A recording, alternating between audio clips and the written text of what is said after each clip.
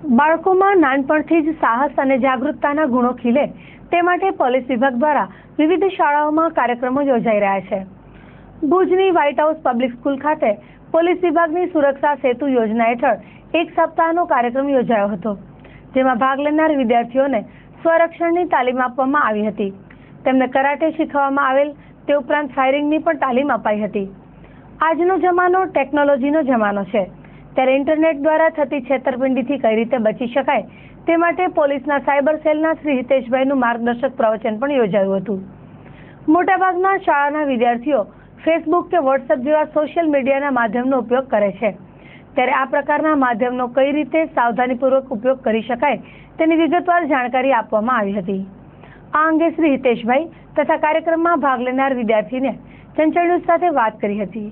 સુરક્ષા સેતુ સોસાયટી યોજના અંતર્ગત 2013થી આજ દિન સુધીમાં સાયબર સેલ દ્વારા અમે 13,000થી વધુ લોકોને એડ્રેસ કર્યા છે સાયબર અવેરનેસ બાબતે।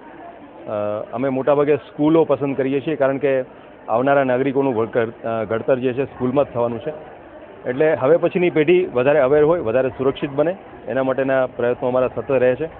આ બાબતે સ્કૂલોમાં સામેથી પણ સંપર્ક કરીએ છીએ અને હવે જે અત્યારે સેલ્ફ ડિફેન્સની ટ્રેનિંગ આપવાનું જ્યારે શરૂ છે એ વખતે માનનીય એસપી સાહેબ તરફથી એવું સૂચન થયેલું છે કે 5 દિવસ સુધી સેલ્ફ ડિફેન્સની ટ્રેનિંગ દીકરીઓ માટે, 6થા દિવસે સાયબર અવેરનેસનો એક કેમ્પ અને ત્યાર પછી જે વહીવટી અનુકૂળતા છે એ પ્રમાણે ફાયરિંગ કરાવીએ। તો અમે છેલ્લા 2.5-3 વર્ષની અંદર 13,000થી વધુ લોકોને અમે આ બાબતે કવર કર્યા છે, લોકોને અવેર કર્યા છે અને હજુ પણ અમારું આ મિશન ચાલુ જ છે। હા, હવે એવું ચોક્કસ ધ્યાન ઉપર આવ્યું છે, તમે કદાચ એને એનાલાઇઝ કરો તો એવું કહી શકાય કે જે વિસ્તારોમાં અમે આ કાર્યક્રમો કર્યા છે એ વિસ્તારમાંથી આવી ફરિયાદો અમને આવતી ઘણી ઓછી થઈ છે કે કોઈનો ફોન આવ્યો ને કોઈના પૈસા ઉપડી ગયા કે કોઈની ખોટી ફેસબુક આઈડી બની ગઈ। લોકો ની સાથે ગુનાઓ બનવાનું ચાલુ રહેશે। એનું કારણ શું છે કે આ બાઉન્ડ્રીલેસ ક્રાઇમ છે। સાયબર ક્રાઇમ છે એ કોઈ પર્ટિક્યુલર એક એરિયામાંથી થતો ક્રાઇમ નથી।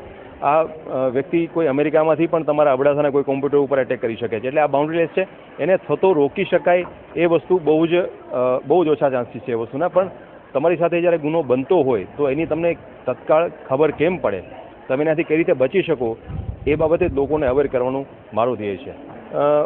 ગુનાઓ તો બહુ ઓછા છે, પરંતુ લોકો આ બાબતની અરજીઓ અમને આપે છે। એમાં મોટાભાગના કિસ્સાઓ મેં તમને કહ્યું એમ કે ફોન કોલ આવે છે બેંકના નામે અને લોકોના પૈસા ઉપડી જાય છે। એ બાબતે અમે લોકોને અવેર કરીએ છીએ। અહીંયા પણ જે અત્યારે એક પ્રેઝન્ટેશન ચાલુ છે એ દરમિયાન પણ અમે એ લોકોને સમજાવીશું કે વિશિંગ કોલ જે છે એ કેવો હોય, એને કઈ રીતે આઈડેન્ટિફાઈ કરાય અને કઈ રીતે બચી શકાય।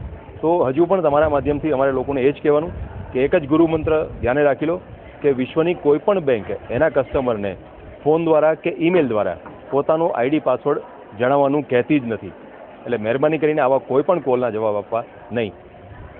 ये कार्यक्रम 7 दिनों से चल रहा है और हमको कराटे सिखाया, सेल्फ डिफेंस सिखाया, फायरिंग भी सिखाई और बहुत कुछ सिखाया। हमको सीखने को मिला कि जब हमारे साथ कुछ भी हो तो हमको उसके लिए प्रिपेयर होना चाहिए, फिजिकली और मेंटली दोनों तरह से। जैसे कि हमको फेसबुक हम यूज़ करते हैं, आजकल तो सब यूज़ करते हैं, तो उसके बारे में सिखाया कि जैसे हमको उसके अंदर चीट करते हैं तो वो कैसे हम उनसे बच सकते हैं।